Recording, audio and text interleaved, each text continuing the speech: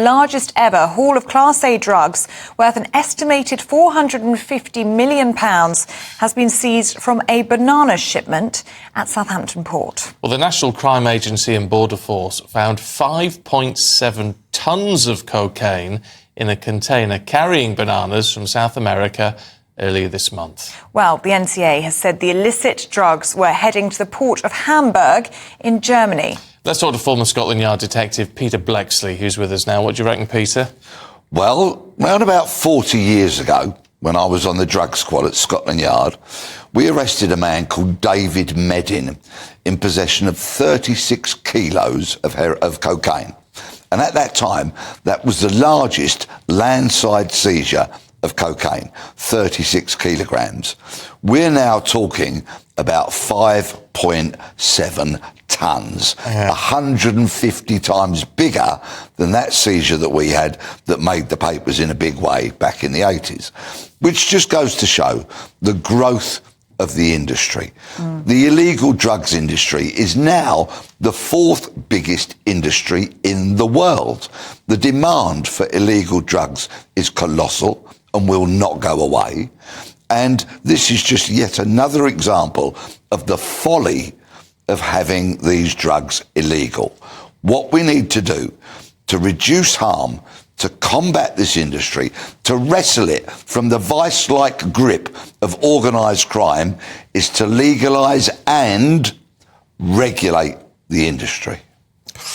And that's hugely controversial, of course. But it's common sense. This seizure, whilst the NCA and the border agents say shows our commitment, actually, you know, law enforcement, given the limited resources they've got, they're pretty good at seizing drugs. Yeah. But that does more harm than good, because all that equates to is more violence within the illegal drugs industry, because somebody's going to pay a price for that seizure. Someone somewhere will get a bullet in the head or will get stabbed as a result of all of this. There will be increased pressure on future shipments to make sure they go through safely. So more violence, more threats, more intimidation will have to be paid. And of course, the overwhelming majority of cocaine users are not problematic. They hold down jobs, responsible jobs. They raise decent kids who grow up to contribute to society. But the argument is, if you legalise it, are you then basically saying, well, it's all right, you know, that this drug in society is a good thing, is perfectly all right? Please legalise and regulate. Never use one word without using the other. Right. The industry must be regulated. So it would be manufactured under licence. It would be sold under licence. There would be many other laws around it in terms of employment law. You know, you couldn't suddenly have people going to work under the influence of drugs like they can't do now, and driving and all that kind of stuff. So with the right regulated framework, we will reduce the prison population hugely. We will reduce the bloodshed considerably. We can have fair trade deals with source countries, manufacture it properly, take out the toxins and rip the industry away from criminals. And I guess it's similar in a way to the immigration argument, isn't it? It's tackling the criminal gangs head on, and that in turn, we hope, would fix the problem. It's the fourth biggest industry in the world, and yet every drug deal benefits criminals. You imagine if those drugs had been invented today by a government scientist and they went to Downing Street and sat in front of the Prime Minister, the Chancellor, the Foreign Secretary and the Home Secretary and said, we have products here that in a few short years will be the fourth biggest industry in the world. Who shall we let run that industry? Would anybody say criminals? Give the whole industry to criminals. And yet that's what we do.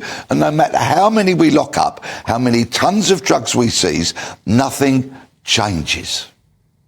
Wow. Right. Peter, that's controversial. Good to see you this morning. Let us know what you think about that. It's a tough one. Maybe it is the only way to control it, is to... I know a lot of you won't like it. No. I'm very anti-drug, I have to say. I don't know. So am I. Well, yeah. I suppose there is an argument to say, well, and I get the whole regulation argument. I guess people, though, you could say, well, alcohol's regulated. Look how many problems that causes. Cigarettes, regulated. Yeah. but it's not run by criminals. There are problematic drug users, and there always will be, but this is to reduce the harm. And this is where it's so sophisticated now, isn't it? £450 million haul in bananas. I mean, it's so sophisticated as well. So something needs to be done. Let us know what you think.